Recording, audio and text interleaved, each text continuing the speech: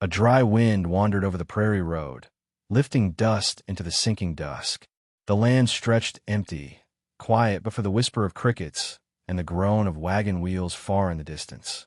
By the creek bed, half hidden among reeds and gravel, lay a sack of coarse burlap, tied with rough twine, dirt-stained, motionless. Yet if one stood still enough, heart stilled against the silence, a sound could be caught within it, a fragile murmur, the smallest voice clinging to breath. It did not cry loud as other babes. It only breathed out a word that seemed too old for its tender lips. Mama. Caleb Whitlock had been riding the long trail alone, his horse's steps slow beneath the fading sky. He was a man shaped by the hard seasons, his jaw shadowed, his hat brim pulled low, eyes that had seen more graves than weddings. He was known in these parts not for laughter, but for the hush he carried with him, the hush of a man who had buried too many words unsaid. That evening, when the sound reached him, faint as wind brushing through grass, he pulled his reins tight. The horse snorted, uneasy. Caleb dismounted. The sack moved. His boots pressed into the gravel as he knelt, gloved hand hovering as if afraid to touch. He tugged the twine loose, heart thundering in his ears. The burlap fell away, and there it was, a child, wrapped in rags, skin pale with hunger, lips moving against the night air. A whisper again, "Mama." Caleb's breath broke. For a moment he saw not the child, but a memory, his sister Ruth, her face gone hollow as childbirth claimed her, her hands clinging to his before letting go forever. He had not been there in time to save her, and the shame of it followed him across every mile. Now here lay another life, abandoned, fragile, pressing its small existence against the silence. He gathered the sack, child and all, into his arms. The babe's warmth seeped against his chest, so light it felt less than a saddlebag, yet heavier than any burden he had carried.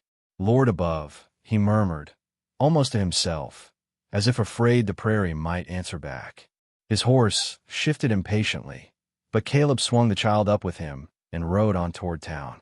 Dunmore Crossing was a place small enough for gossip to travel faster than wagons. By the time Caleb tied his horse at the hitching post, eyes had already followed him. Doors cracked open, whispers tangled in the air like dry leaves. A woman muttered near the mercantile, "Stray baby, bad omen." Another spat into the dirt. The blacksmith shook his head. Even Sheriff Amos, leaning against the saloon post, gave one cold glance and slipped through swinging doors, choosing whiskey over mercy. Caleb stood still under their stares. The child whimpered softly, as if sensing the weight of judgment falling upon it. Only one pair of eyes lingered without malice. Eliza Harrow, the seamstress. She stood before her narrow shop, apron dusty from work, her black hair pinned beneath a kerchief. She knew what it was to be looked at sideways, to be measured by whispers. Widowed young, whispered to have brought trouble upon her husband's death. Eliza had learned to carry silence like armor. Still, she watched Caleb with something gentler than pity. He tried the church first, stepping through its door, the baby tied against his arms. The pastor glanced once and backed away. "This child, it's not mine to claim," he stammered, fear and scandal curling his words. Caleb's jaw clenched. Shame rose hot, not for himself, but for the innocence pressed against his chest. He walked out, the bell tolling faintly above, not for prayer but rejection. The night deepened, lanterns flickering in windows as the town settled. Caleb lingered in an alley, trying to steady his breath, the child restless. He did not notice Eliza approach until her shadow lengthened near him. She held a folded square of cloth, hands trembling just enough to betray her courage. Without asking, she reached for the child, not to take but to wrap, covering the rags with soft linen. Her fingers brushed Caleb's rough hand, brief as a passing breeze. Their eyes met. No words of comfort passed, only the echo of two exiles recognizing one another. Caleb nodded once. A quiet thank you carried more by his eyes than his lips. Then he stepped back into the darkness, the baby safe in his arms, the cloth binding it against the chill. That night at his ranch, the world shrank to one room. A single candle flickered, throwing weary shadows across wood beams. The baby stirred faintly in a crate lined with an old blanket. Caleb sat beside it, shoulders slumped, hat on the floor. His hand brushed the child's cheek, clumsy, almost fearful of breaking it. He whispered into the silence, his voice cracked and low. "Didn't ask for you, but maybe you asked for me." The candle bent lower, flame dancing, as if to seal the vow he hadn't meant to make. The dawn broke pale and thin, its light spilling like milk over the empty hills. Caleb rose from his chair, back aching, eyes heavy from a night of half-sleep, and listening to the small breaths in the crate beside him. The baby stirred, rooting weakly, its face wrinkling with hunger. Caleb, clumsy but determined, dipped a rag into a tin cup of warm milk and let the child suck at it. Drops trickled, dampening the linen, yet the baby's lips tightened, swallowing. Caleb exhaled a breath he hadn't realized he'd been holding. His ranch had never known such sounds. Once it was only the wind rattling loose shutters, coyotes howling, and his own silence. Now, that silence had cracked. By midday, the quiet world had turned sharp again.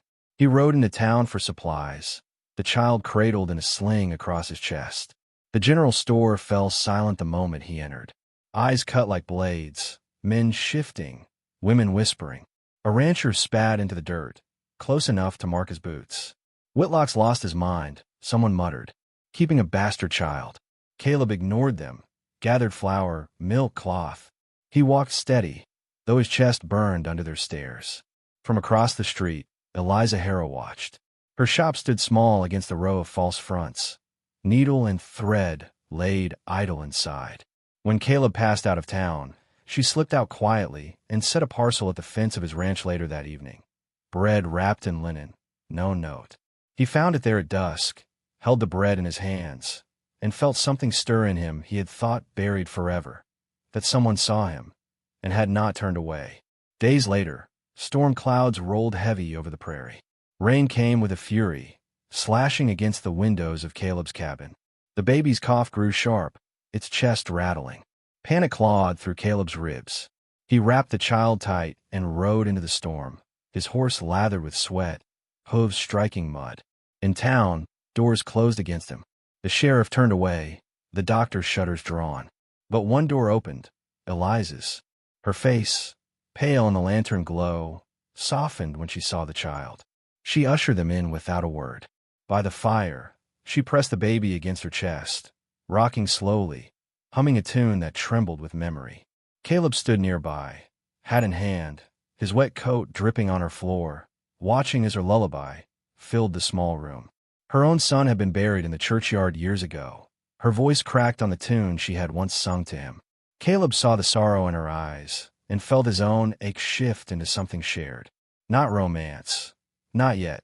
Something deeper, the recognition of two souls bruised by loss but still capable of giving. When the storm cleared, the gossips swelled stronger. Whispers slithered through town. That baby was the saloon girl's, left to die for shame. Better it had stayed that way. The words curled like smoke. Soon it reached the sheriff, who gathered the townsfolk in the square. Caleb arrived, the baby in his arms, Eliza walking at his side. Sheriff Amos stood before them, broad and stern. "Hand the child over, Whitlock. Best it be sent off. Ain't no place here for it." The crowd murmured approval, their faces hard, their cruelty clothed as order. Caleb's throat tightened. For a moment he wanted to retreat, to hand over the life in his arms, to be free of the burden. But then the baby stirred, small lips parting with a faint, breathy sound. The same whisper he had heard on the prairie road, "Mama." Caleb raised his head. His voice came steady, though it trembled at the edges. "If you hear her voice once, you'd never throw her away." The words struck the square like a bell. Silence fell. The baby whimpered again, and the sound was more piercing than any gunshot.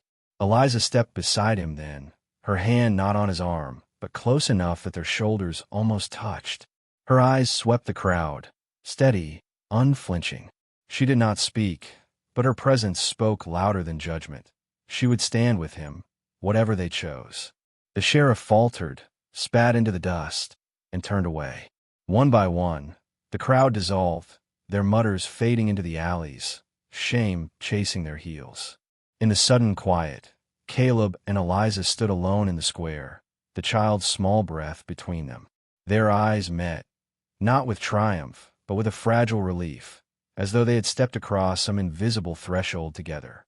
That night, the world returned to the hush of crickets and the low whistle of wind. At Caleb's ranch, the fire glowed warm. Eliza sat in the rocker, the baby nestled against her, her face softened by the light.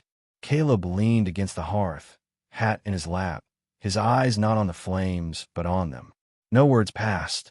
None were needed. The silence was no longer empty.